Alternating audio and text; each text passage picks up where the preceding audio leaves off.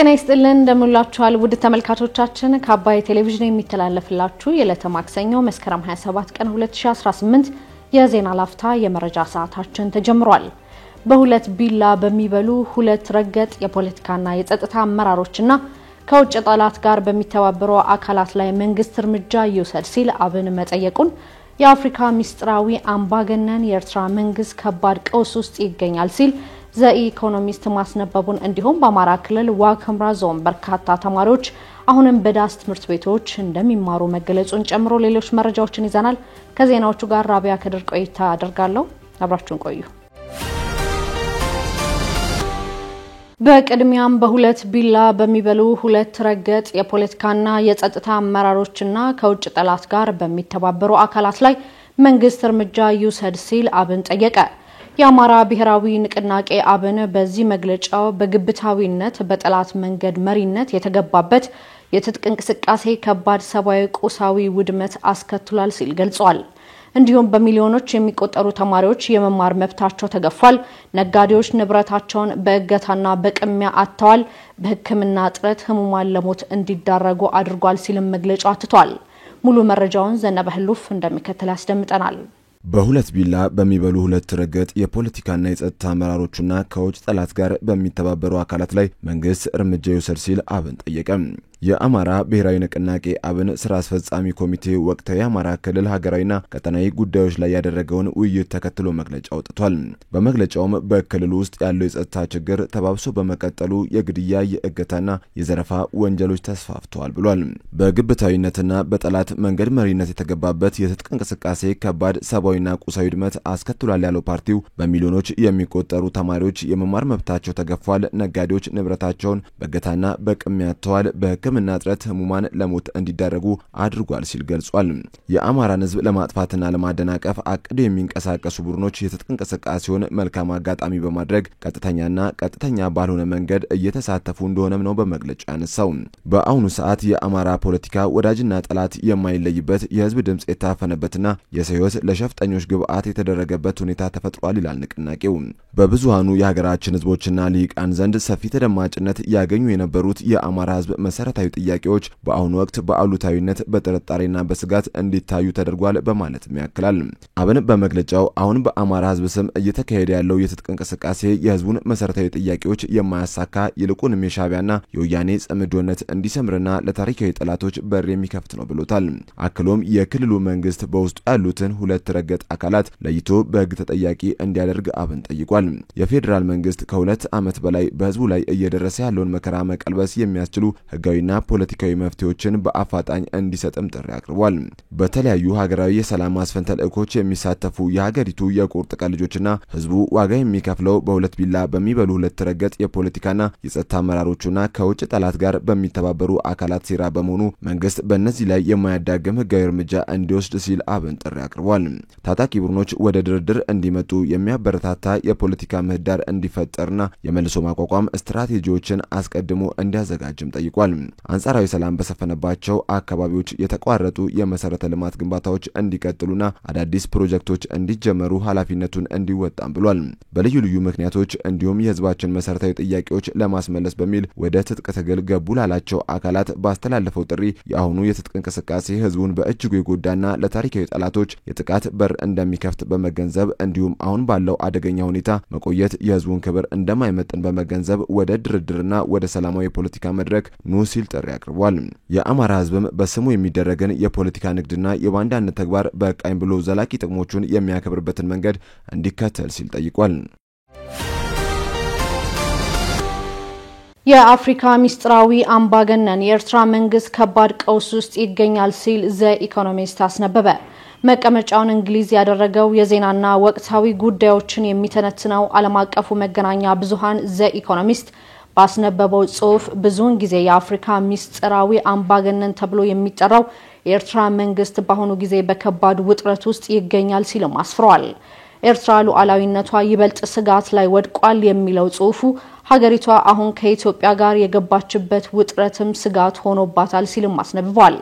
ኤርትራን የገጠማት ቀውስ ውጫዊ ወይም ጂኦፖለቲካዊ ግፊት ብቻ ሳይሆን ውስጣዊ የሆነ ኢኮኖሚያዊ ማህበራዊና የስነ ህዝብ ጫና ጭምር ነው ሲልም ዘ ኢኮኖሚስት ያትታል።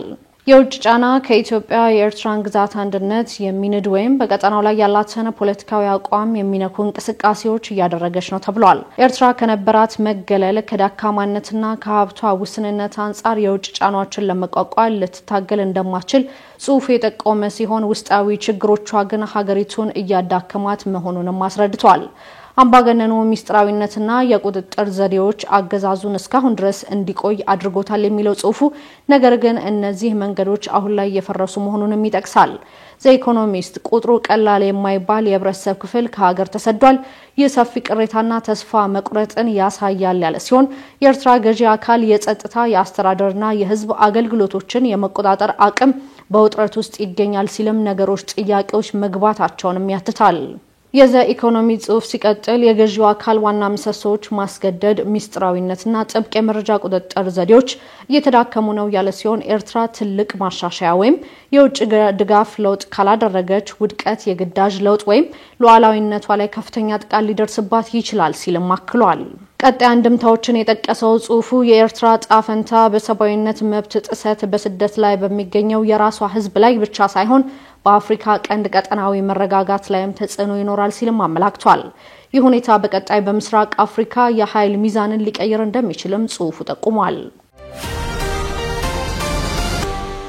በአማራ ክልል ዋግ ኽምራ ዞን በርካታ ተማሪዎች አሁንም በዳስ ትምህርት ቤቶች እንደሚማሩ ተገለጸ። የዋግ ኽምራ ብሔረሰብ አስተዳደር በሰሜን ኢትዮጵያ ጦርነት ወቅት ጉዳት ከደረሰባቸው አካባቢዎች አንዱ ሲሆን ከጦርነቱ ቀደም ብሎ የነበረው የትምህርት መሰረተ ልማት እየተጎዳ እንደነበር አስተያየት ሰጪዎች ይናገራሉ። መንግስትና ረጂ ድርጅቶች በተወሰነ ደረጃ የአካባቢዎቹን የትምህርት መሰረተ ልማቶች ለማሻሻል ጥረት ቢያደርጉም አሁንም በሺዎች የሚቆጠሩ የብሔረሰቡ አስተዳደር ህፃናት በዳስና በዛፎች ስር ለመማር መገደዳቸውን ይገልጻሉ።